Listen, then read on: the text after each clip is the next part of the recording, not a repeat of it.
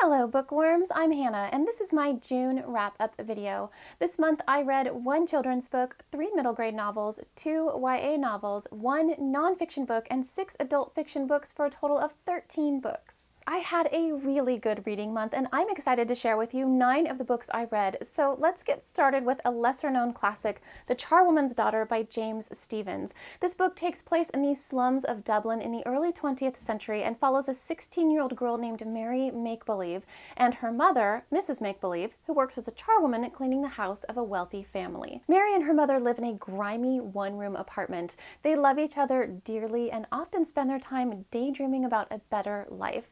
The foremost way to improve their circumstances is for Mary to secure a good marriage, so while Mrs. Make-Believe works, Mary wanders the streets and ponders how to go about finding a husband. Stephens uses luxuriant prose to contrast the claustrophobic confines of a tenement in the slums against the grandiosity and beauty of nature, and he infuses the story with revelatory words of wisdom about life and relationships, some of which are as true now as they were when the book was first published in 1912. The Charwoman's Daughter is a quick read, but it's a beautiful little story about 2 women who rely on imaginative language and daydreaming to endure the reality of their circumstances. Next up is The Petrified Flesh by Cornelia Franca. This is the first book in the Reckless series. It follows Jacob Reckless, who, as a boy, discovers a mirror that transports him to another world. He keeps the mirror world secret for 12 years until the day his younger brother stumbles through the mirror and is cursed. Jacob and his brother must travel to dangerous territories in the mirror world and bargain with an untrustworthy creature in hopes of breaking the curse. What I enjoyed most about this book is that it makes a departure from the average YA novel. It's not about a girl fighting a war or tackling a love triangle. It's about a young man driven by grief making difficult choices to save his brother's life. It's written with a middle grade simplicity, but the content explores the darker, more mature elements of fairy tales, myth, and lore. This book was originally published in German, and I think there may have been a few hiccups during the translation process. I came across a few sentences where the use of pronouns was a bit muddled, or the sentence structure made the author's intended meaning difficult to discern, but those instances were rare. Most of the time I was wrapped up in this story about fantasy creatures and perilous adventures. If you're a fan of Grimm's fairy tales, be sure to check out this book. The nonfiction book I picked up this month is Shrill by Lindy. This is a feminist memoir that starts out really funny and then maintains a delicate balance between humor and candor while moving on to more serious topics. West tackles a lot in this book: misogyny, feminism, internet trolling, cancer, relationships, rape jokes, America's obsession with female thinness, and the shortage of fat female role models in the media. She makes a continuous effort to destigmatize the word fat, which I found really refreshing. She doesn't tiptoe around the word, she embraces it. I didn't agree with absolutely everything in this book, but it was an entertaining, funny way to experience some thoughtful provocation. Shrill showcases a powerhouse female taking some of society's worst behaviors by the ear and dragging them into the limelight for a proper spanking. Moving on, we get to a comedic literary novel, Jonathan Unleashed by Meg Brozoff. It's the story of a man named Jonathan Trefoil who rents a tiny apartment in Manhattan, loathes his job, and is about to marry a woman who's totally wrong for him.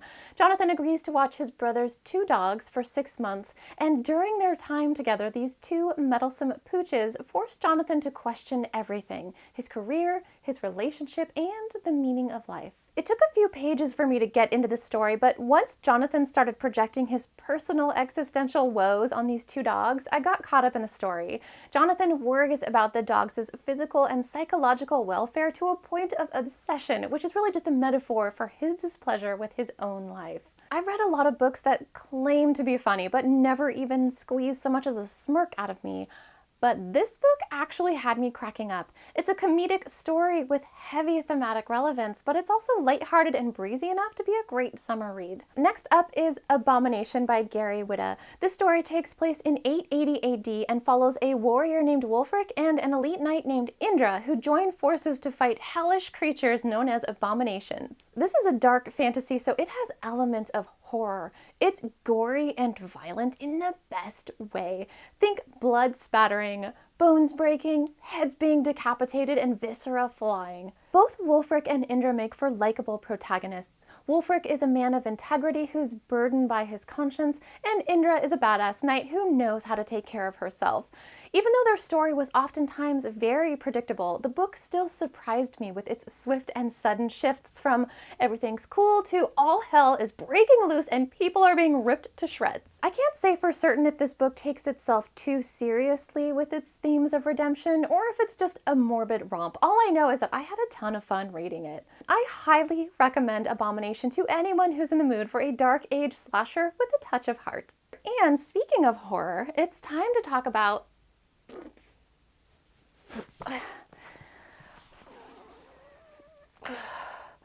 It by Stephen King.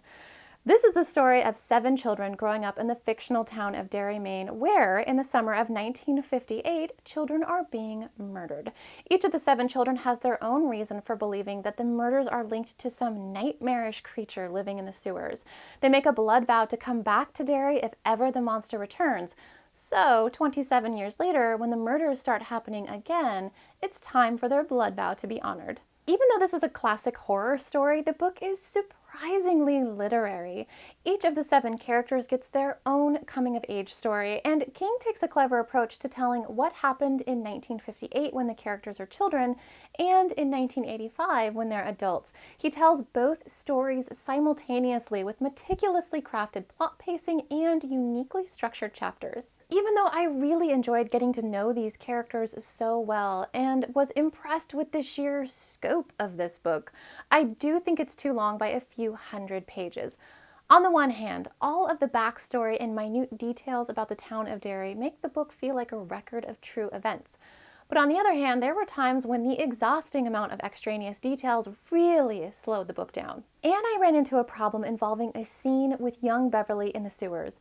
Those of you who have read this book know precisely what I'm talking about, and those of you who will go on to read the book will know it when you see it. To put it simply, the children run into a problem in the sewers, and Beverly suggests an inexplicable solution.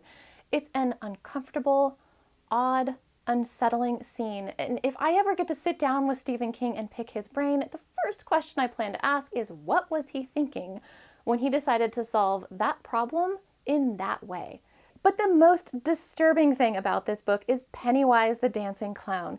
I would have happily traded knowing about every single poster hanging in the Derry Public Library for more time with Pennywise. He's not in the book as much as I thought he would be, but when he is, holy hell, he's terrifying. I can no longer use the restroom at night without being afraid of the bathroom sink. Thanks, Stephen King. Next up is The Prey of Gods by Nikki Drayton, a paranormal urban fantasy set in South Africa in the year 2064 that follows 5 uniquely strange characters who are inextricably drawn together in a story that blends some of the best elements of science fiction, fantasy, and mythology. Earlier this month, I posted a spotlight review of this book. It's one of the most unusual books I've read, and if you want to know more about it, I encourage you to watch my spotlight review. I'll drop a link to that video down below. We're moving into 5-star territory now, beginning with Lily and Finn by Cornelia Franca. This is a charming little book for children ages 7 to 10 about a rainbow-scaled, green-skinned, fluorescent merpup named Lily. She and her best friend Finn are pursued by wealthy humans named Mr. and Mrs. Snorkel, who wish to add a merpup to their enormous aquarium. The story, which touts the benefits of friendship and courage and warns against being greedy, is sprinkled throughout with little details that reference the ocean, like kelp juice and conch cookies. Its third-person narrative that addresses readers adds a touch of whimsy, and it's packed with colorful illustrations. With a few small exceptions, each illustration in this book has a hidden treasure chest, and the 7 largest illustrations have a hidden animal that doesn't belong under the sea. There's even a board game at the back of the book, so there's more to this book than first meets the eye. If you and your little ones are looking to be swept away, be sure to check out Lily and Finn. Last but not least is The Fault in Our Stars by John Green, a YA novel about 2 star-crossed teens, one with terminal cancer, who tackle some of life's greatest wants: to be loved, to be remembered, and to live a life that has meaning. The big news this month is that after not publishing anything for 5 years, John Green has another book coming out later this year. So many people were excited by this news, and I felt like an outsider looking in because I've always meant to read John Green's books, but I just never got around to it. So I dove right into The Fault in Our Stars to see what all the fuss was about, and I was not disappointed. Did I finish reading this book and immediately pre-order John Green's next book? You bet your hot buns I did. One of this book's greatest strengths is the distinctive narrative voice of its protagonist, Hazel Grace Lancaster. But what I really love about this book is how Green is able to infuse something scary and sad with humor. He conveys terminal illness and death in a way that's approachable, and he excels at making readers comfortable so he can later rip their hearts out when they least expect it. Also, this book is wonderfully quotable. The world is not a wish-granting factory. Pain demands to be felt. Hump the moist cave wall. Some infinities are bigger than other infinities. Grief does not change you, it reveals you. My thoughts are stars I can't fathom into constellations. In short, The Fault in Our Stars is the best book I read this month. Okay? Okay. If you've read any of the books mentioned in today's video, let me know what you thought of them in the comments below. And keep your eyes peeled for 2 videos coming later this month that reveal my best and worst reads of the year so far. Thanks, everybody!